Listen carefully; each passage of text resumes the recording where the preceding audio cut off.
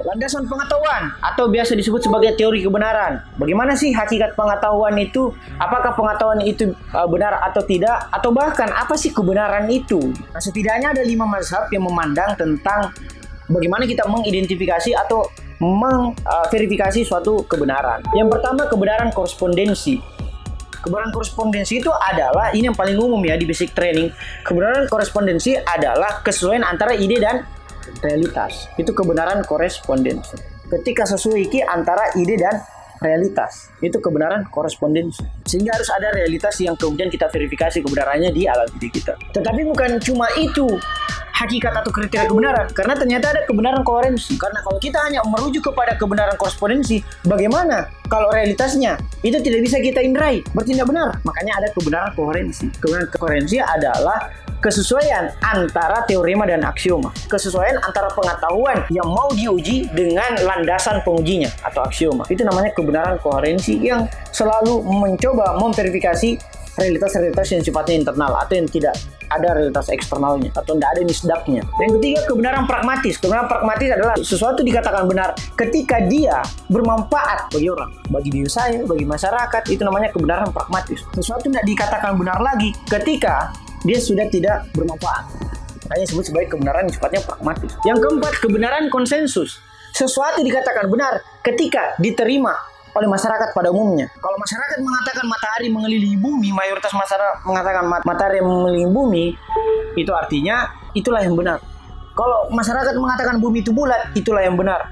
Tapi ternyata ada juga yang mengatakan bumi itu tidak bulat. Bahkan bumi itu bulat baru pada zaman pertengahan, yaitu abad ke-15 di Eropa Renaissance. Sebelumnya ya bumi itu datar. Walaupun sekarang ada lagi gerakan tentang Flat Earth Society.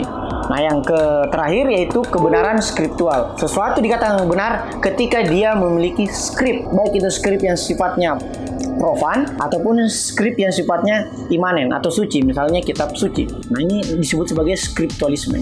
Nah, terakhir tentang neraca pengetahuan.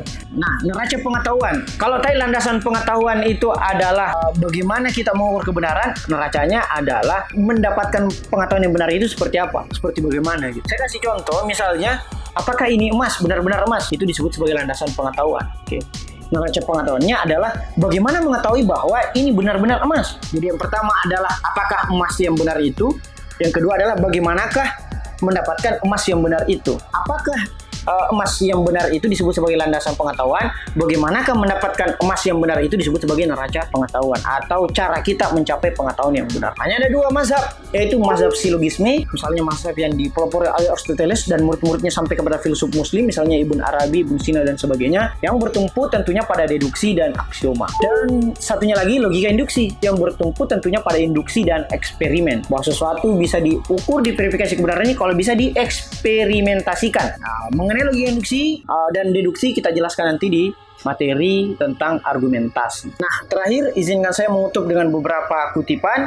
Pertama, sabda dari Rasulullah SAW bahwa janganlah menuntut ilmu yang mengetahuinya tidak mendatangkan maslahat apapun dan tidak mengetahuinya tidak mendatangkan mudarat apapun. Jadi carilah ilmu yang betul-betul yang bermanfaat gitu. Kalau tidak kita dapat, ya kita rugi. Sebaliknya jangan mencari ilmu yang kalau kita dapat tidak untung juga dan kalau kita tidak dapat dah rugi juga. Karena kata Sayyidina Ali karramallahu wajhahu, sesungguhnya ilmu itu begitu banyak, sementara usia kita itu sangat sedikit gitu, teramat singkat. Maka kita harus menuntut ilmu yang paling bermanfaat saja. Bagaimana mengidentifikasi ilmu yang paling bermanfaat? Kata Mutahari, ilmu yang paling bermanfaat adalah ilmu tentang mengenal diri.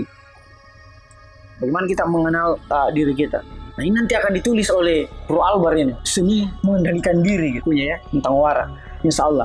Kalau dia sudah sampai ke resensi 100, resensinya Albar kan sudah 60-an ya, hampir 70. Teman-teman juga kalau mau resensi silakan, nanti kita rekam di YouTube, di Instagram.